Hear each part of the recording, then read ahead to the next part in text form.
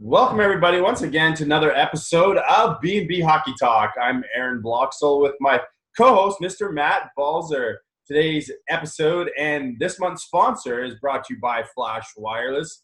For all your cellular wireless phone needs in the U.S., go to our link in the Facebook page and you can not only save some big money, but get your service for free. Learn how. Click on the link and find out. And if you want to know more about our sponsorship opportunities, you can always message us on the Facebook page. We're on both Facebook and YouTube, B&B Hockey Talk. Remember to like, share, and comment below. Matt, let's get right into it. Game 5. Holy cow, what a game. St. Louis and Boston. It was like an absolute war between the two teams. You have, guys like Char, who might now be legendary, playing with a broken jaw. That to me was just, I've never seen that happen before. That was absolutely insane. But he almost played 20 minutes. But St. Louis ends up winning 2-1. And yet again, this playoffs, we see another referee controversy. It's painful to see. I know a lot of fans were happy that it actually happened against Boston for a change, because it usually happens against their own team when they're playing Boston. And I think St. Louis has had their fair share of bad luck this year too, with the hand pass against San Jose and some of the other missed calls that have happened. So it's kind of like the hockey gods are evening things out. But wow, great goaltending. Both Binnington and Tuukka Rask have played unbelievable. Guys like Ryan O'Reilly stepping up yet again. What were your thoughts on the game, and what did you like about it? Well, I as a Canucks fan, I take great fortune in bad things happening to Boston. So I'll get a bit of a taste of your own medicine, because as we know, we're still waiting for a Johnny Boychuk suspension for hitting Mason Raymond from behind and breaking his neck. But that's that's old stuff right there. But yeah, it was a great game. It's just, it does suck, and it sums up the officiating once again in these playoffs. I think Bruce Cassidy, in his comments after the game, called it a bit of a black eye, and just it's terrible, especially when it's like the ref staring right at the play, and then Bozak literally turns around and looks at the official and puts his hands up in the air, expecting that there's going to be a penalty. It's like, it's bad when the guy that tripped him knows that he should be getting called, and then the ref looking right at it doesn't call it. But I think Bozak was trying to play the puck, but obviously missed it and ended up getting Achari's legs and stuff, and he fell awkwardly. And I heard some fans were saying that he tried to dive and embellish it, but man, when you almost kick yourself in the face, I don't think you can embellish it. Like, that was a pretty nasty spill. And obviously the weirdest thing too is he hit the back of his head on the ice when he fell. And I've seen that called and blown down this year. When the refs see a player hurt like that, they call it and blow it down right away, despite who, it doesn't matter who has possession, and yet they continue to allow play. And of course, we know what happened right after that. So David Perron coming up big. That was his first point in the series, getting the game-winning goal there. Just huge. A bit of a bad luck or whatever on Rask's part, just the way it deflected off his pad. But the defense coming up big. Colton Parayko, Pietrangelo, Bouwmeester all played over 26 minutes. Bouwmeester was actually the top man, over 29 minutes. But especially that third period, I thought the defense came up big. Parayko had that nice when he was sliding along the ice, and the guy got behind him, but he was able to swing his stick around and knock the puck off. I believe it was David Krejci's stick. And then Gunnarsson there at the end, where that puck trickled through Binnington after a shot. He was able to get behind him and clear the puck. And then Zach Sanford coming up big once again. Another sick pass to O'Reilly on that opening goal from behind the net. And there are also a lot of big hits, some questionable ones. The big one, Ivan Barbashev. He's gonna have a hearing with player safety for his hit to the head on Johansson there. There was easily a dozen hits though that were just monstrous between going both ways, and then a couple of low bridges, and I believe it was Schwartz threw one, and of course Marchand tried to go real low on Tarasenko. But yeah, you talked about suspensions in the opening about Boychuk on Mason Raymond from years ago. But do you think Barbashev's going to get something for that hit on Johansson? Yeah, I think it's going to be the one game thing again. The funny thing is that there was no penalty, and if you want to go back to prior history, Barbashev actually had a hit similar to on Thomas Hurdle. I believe that was in Game 5, that where Hurdle got hurt, and of course he didn't play in the Game 6, but there was no hearing on that hit. So it makes you wonder consistency wise, because it was basically the exact same hit, and there was no penalty on this one again. So. You just got to shake your head, but that'll be another big loss, because we saw what happened when Sundqvist got taken off that line. What happened there, and Barbashev had been playing really well in these finals as well. So I'm guessing it'll just be the one game suspension, same as Sundqvist. So that'll be a bit of a loss, but I'm guessing Robbie Fabry will probably come back in the lineup. I'm not sure. The top Robert Thomas news has been pretty quiet of late, so I heard he's almost ready to go. So yeah. So hopefully, if he's able to come back in the lineup, then that'll be fine for the Blues. But yeah, Jordan Binnington was the man of the hour in that game. 38 saves, including 17 in the first period. I think I posted it on our Facebook page showing his numbers between games 1 and 3, and then through games 4 and 7 these playoffs. It's basically night and day difference. So in games 1 through 3, he's 6-6 with a 3.46 goals against average and an 8.82 save percentage. But through games 4 to 7, it's completely different. He's 9-3, a 1.53 goals against average, a 9.44 save percentage, and 1 shutout. So it just shows he rises to the occasion as the series goes along in every playoff series. And he's probably actually my front runner for the Conn Smythe Trophy now. I guess I was going to ask you, if Boston wins the Stanley Cup, I think everybody can agree that Tuukka Rask is probably going to get it. But if St. Louis wins, is Binnington the front runner? Or, I mean, some people are saying Tarasenko, some people are saying O'Reilly. I've even heard Petrangelo's name thrown out there. And don't forget, they wouldn't even be here if it wasn't for Jordan Schwartz, right? So I know, yeah. So sorry, Jaden Schwartz. Too many Jordans. Yeah, yeah. If we're going for consistency wise, like I know Tarasenko in the first 2 rounds, like he was pretty quiet, and then in the conference finals, that's where he finally stepped up. So if you're going for the entire playoffs, I'd either go Binnington or Petrangelo. I would say would be my top 2 with the Blues. Schwartz has been pretty quiet in these finals. If you're going off the first 3 rounds, I would have had him as one of my top picks. And Tarasenko, but I think. Between Rask with Boston, and then with Binnington and Petrangelo with St. Louis, I think those would be the three top picks there. Excellent. I mean, we've talked about all these monstrous hits that were out there.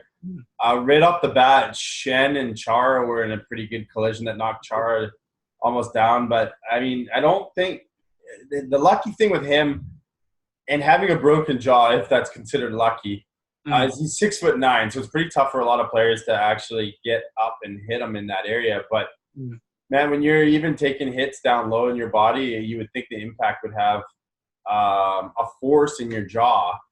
And just what kind of warrior is this guy for dressing and playing, even though he had that injury?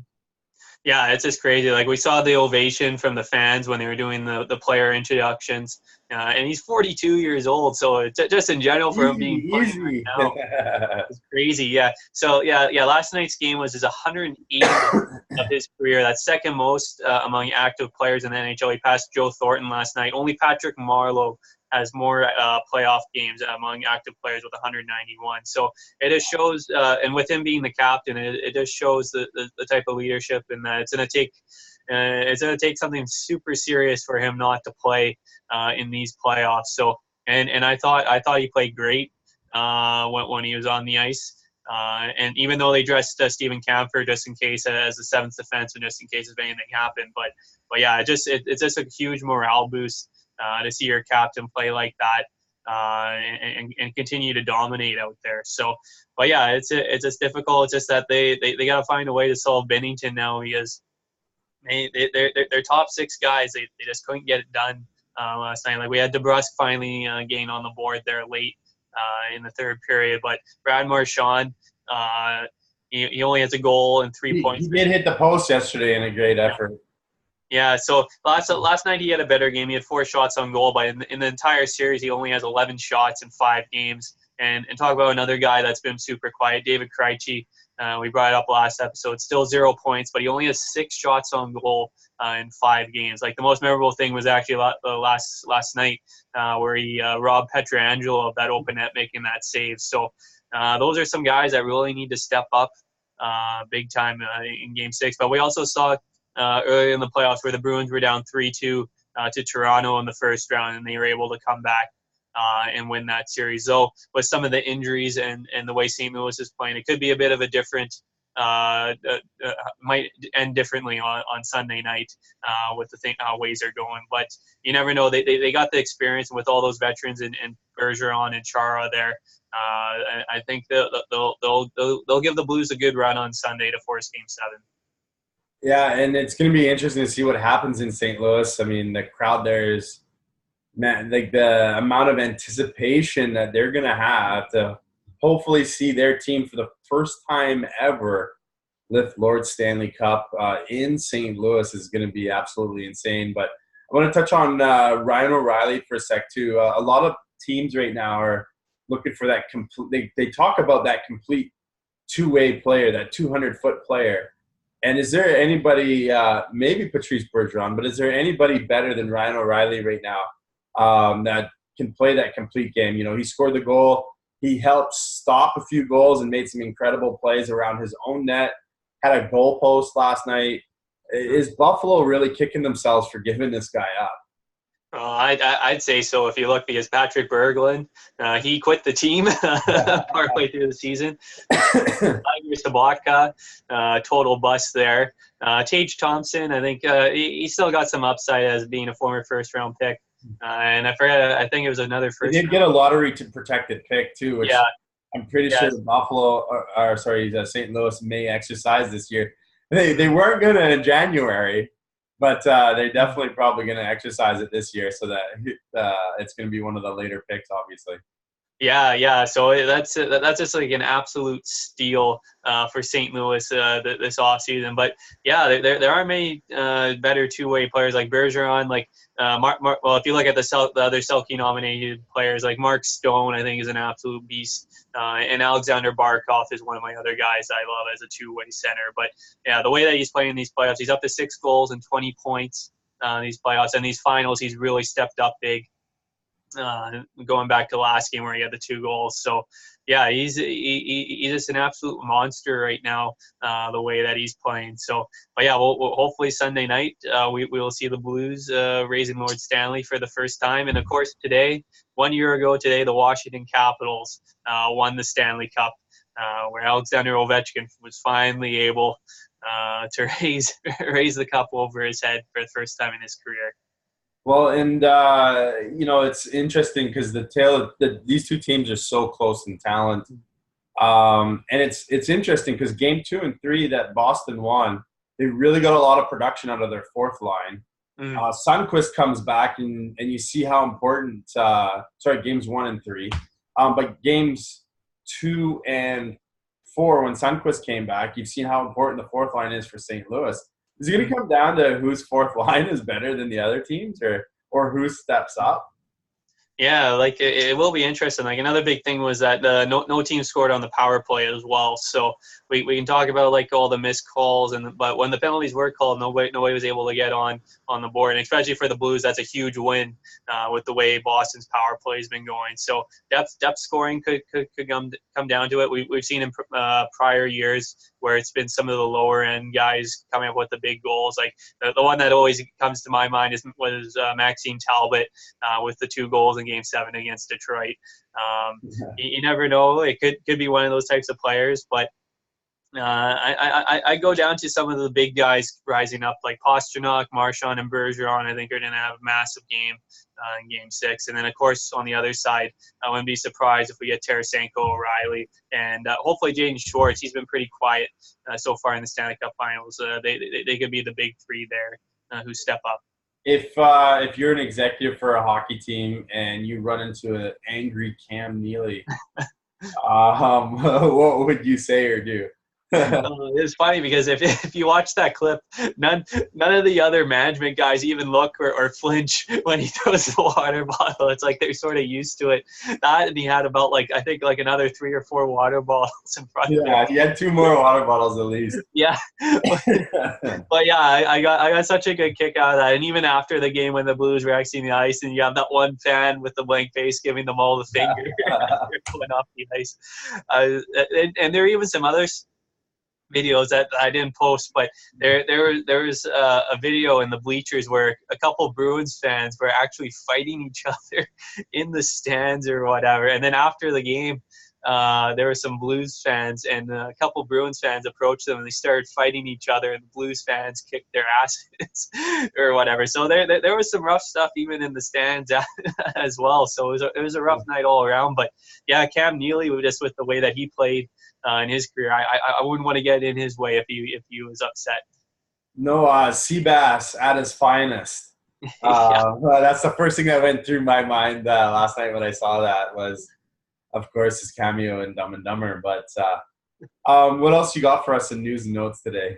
All right, yeah, so pretty quiet, not a whole lot happening, but a couple extensions. The Dallas Stars with a couple.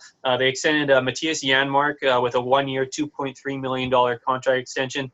He had 6 goals, 25 points in 81 games this past season, and 3 points in 7 playoff games. And they also extended Roman Polak as well to a 1-year, $1.75 million extension. He had a goal and 9 points in 77 games, 191 hits in the regular season as well. So two cheap contract extensions there. The Ottawa Senators are rounding out the rest of their coaching staff. They signed Jack Capuano as an assistant coach. He was a head coach for the New York Islanders and part of that organization between 2010 and 2017.